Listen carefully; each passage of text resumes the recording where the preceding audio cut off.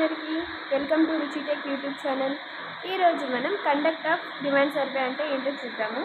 Already ఎంటర్‌ప్రెన్యూర్‌షిప్‌లో almost అన్ని topics cover చేసామండి. ఇది ఇంకా నెక్స్ట్ మార్కెట్ సర్వే గురించి డిస్కస్ చేసే టాపిక్ మొత్తం అయిపోతుంది. ఓకేనా? సో ఇవాల్టి వీడియోలో డిమాండ్ సర్వే అంటే ఏంటో దాని గురించి ఫుల్ డీటెయిల్గా చూద్దాము. ఫస్ట్ ఆఫ్ ఆల్ మన పేరులోనే ఉంది, మనమంతా ప్రొడక్షన్ సైడ్ మాట్లాడుకుంటున్నాం కదా. ఇప్పుడు డిమాండ్ సర్వే అంటే ఏంటి? మన పేరు చూసి ఏమర్థమవుతుంది? ఒక ప్రోడక్ట్ అనేది డిమాండ్ ఉందా లేదా ప్రజెంట్ మార్కెట్లో, దాని గురించి మొత్తం అనాలిసిస్ అనేది చేయడాన్ని డిమాండ్ సర్వే అంటారు. ఫస్ట్ అనేది ఇలా ఎప్పుడు కండక్ట్ చేస్తారంటే, ఒక ప్రోడక్ట్ని కానీ సర్వీస్ని కానీ లాంచ్ చేసేటప్పుడు ఫస్ట్ ఆఫ్ ఆల్ చేసే ఫస్ట్ సర్వేని డిమాండ్ సర్వే అంటామన్నమాట.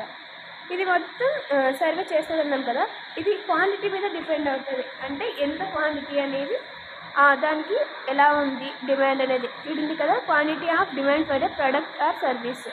తర్వాత ఇది ఎందుకు కావాలి చెప్పండి? ఒక అక్యూరేట్ డిమాండ్ సర్వే అనేది ఎందుకు కావాలంటే, ఎంటర్‌ప్రెన్యూర్‌కి ఆ ప్రోడక్ట్ అనేది లాంచ్ చేయాలా వద్దా, ఇంకా దాని వస్తువు యొక్క ప్రొడక్షన్ అనేది పెంచాలా వద్దా అని ఎలా డిసైడ్ అవుతాడు అంటే, ఇది due to the demand survey ద్వారానే డిసైడ్ అవుతాడనమాట.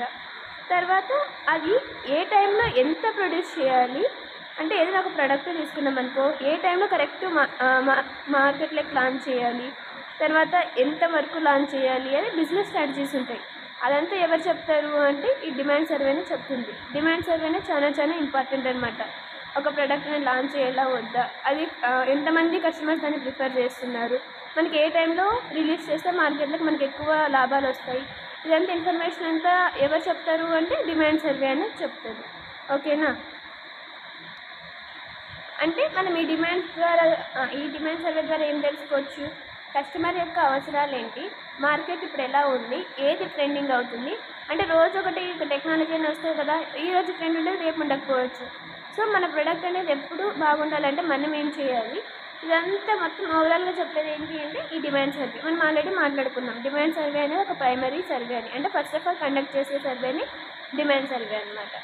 ఇలా చేయడం వల్ల యూజ్ ఏంటి అంటే ఏమంటే చెప్పండి, first of all entrepreneur decide అవుతుంది ప్రజెంట్ కస్టమర్స్ ఏమి ఎక్స్పెక్ట్ చేస్తున్నారు, మనం ఏ టైంలో లాంచ్ చేయాలి, ఒకవేళ మనం ఇప్పుడు లాంచ్ చేస్తే దాని యొక్క డిమాండ్ అనేది అలానే ఉంటుందా, ఇవన్నీ చాలా ఉంటాయండి. ఇదంతా ఎవాల్యుయేట్ చేసుకోవడానికి, అనాలిసిస్ చేసుకోవడానికి డిమాండ్ సర్వే అనేది చాలా యూజ్ అవుతుంది.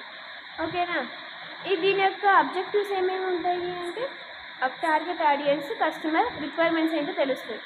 అంటే ఎవరు ఆ వస్తువుని కొంటున్నారు, ఎక్కువ మంది అంటే ఒక్కొక్క వస్తువు ఒక్కొక్క ఏజ్ వాళ్ళు కొంటుంటారు కదా, అలా ఒక టార్గెట్ ఆడియన్స్ని, మళ్ళీ కస్టమర్ ఇంకా ఏం ఎక్స్పెక్ట్ చేస్తున్నారు ఆ ప్రోడక్ట్ నుంచి, తర్వాత మార్కెట్లో దీని యొక్క పొటెన్షియల్ ఎంత ఉంది, మనం ఇంకా స్పెషల్గా తయారు చేయాలంటే ఏమేమి చేయాలి, తర్వాత ఇంకేం చెప్తుంది.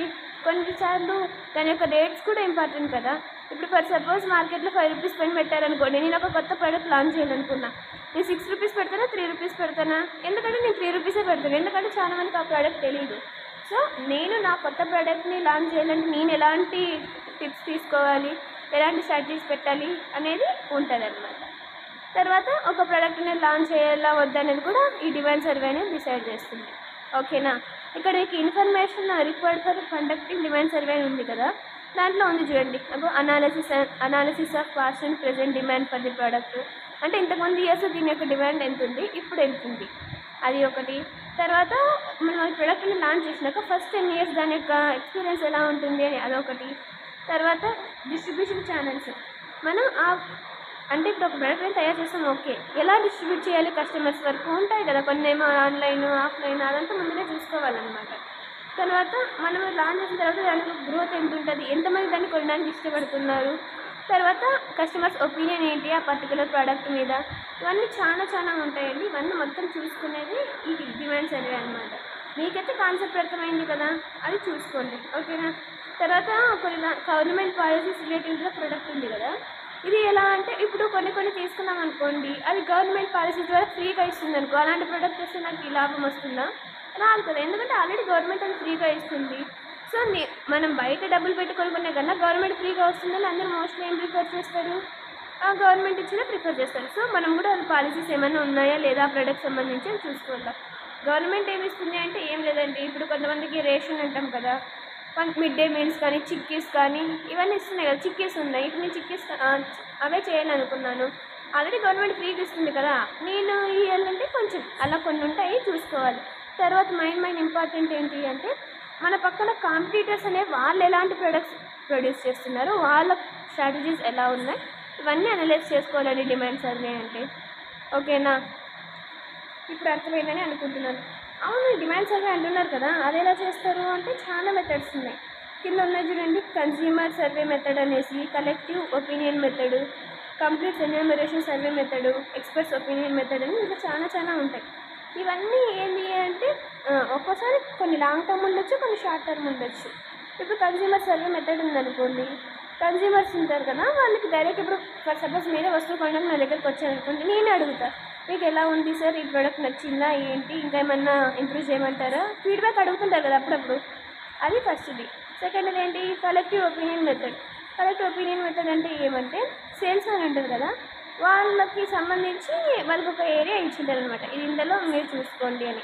వాళ్ళకి డెడికేట్ చేసిన జియోగ్రాఫికల్ ఏరియాలో వాళ్ళ ఒపీనియన్స్ తీసుకునేదాన్ని ఈ కలెక్టివ్ ఒపీనియన్ అంటారనమాట. తర్వాత కంప్లీట్ ఎన్యూమరేషన్ సర్వే మెథడ్ అంటే ఈ సర్వే మెథడ్ ఏం తీసుకుంటుంది, ఏదైతే సరే ఇప్పుడు ఒక్కొక్క వస్తువు చెప్పాను కదా, ఒక్కొక్కరు ఆడియన్స్ కొంటుంటారని, వాళ్ళ దగ్గర పర్టికులర్గా వస్తువు గురించి వాళ్ళు ఏమనుకుంటున్నారు, ఇంకా డెవలప్మెంట్ చేయాలా లేదా అని తీసుకునేది కంప్లీట్ ఎన్యూమరేషన్ సర్వే మెథడ్. ఫోర్త్ది ఏంటి, ఎక్స్పర్ట్స్ ఒపీనియన్ మెథడ్. మన పేరైనా చూస్తున్నాం కదా, ఎక్స్పర్ట్స్ ఒపీనియన్ మెథడ్ అంటే డిఫరెంట్ డిపార్ట్మెంట్స్ ఉంటారు కదా, వాళ్ళు ఏమనుకుంటున్నారు, ఈ ప్రోడక్ట్ గ్రోత్ ఎలా ఉంటుంది అనుకుంటున్నారు ఏంటి, ఇవన్నీ చెప్పేది ఎక్స్పర్ట్ ఒపీనియన్ మెథడ్ అనమాట. మనము ఆన్లైన్లో కూడా అప్పుడప్పుడు ఏమైనా చూస్తున్నాం అనుకో, యాడ్స్ వస్తాయి, ప్లీజ్ ఫాలో అయిన సర్వే అట్లా వస్తుంది కదా. ఆన్లైన్లో కొన్ని ఉంటాయి, ఆఫ్లైన్లో కొన్ని ఉంటాయి. ఇంతకుముందు ఇంకా కాల్స్ వచ్చేది ప్రోడక్ట్ గురించి, సో మీకు పలానా ప్రోడక్ట్ గురించి కాల్ చేస్తున్నాము, మీకు ఎలా ఉంది, ఇంకా మీరు ఏమైనా చేంజ్ చేసుకోవాలి, ఇప్పుడు కూడా వస్తున్నాయి అనుకుంటా. సో ఇలా చాలా మెథడ్స్ ఉన్నాయి వాళ్ళు చేసేవి. ఓకేనా, ఇది అండి ఇవాళ వీడియో. మీకు వీడియో అర్థమైతే లైక్ చేయండి, షేర్ చేయండి, సబ్స్క్రైబ్ చేయండి. Thanks for watching.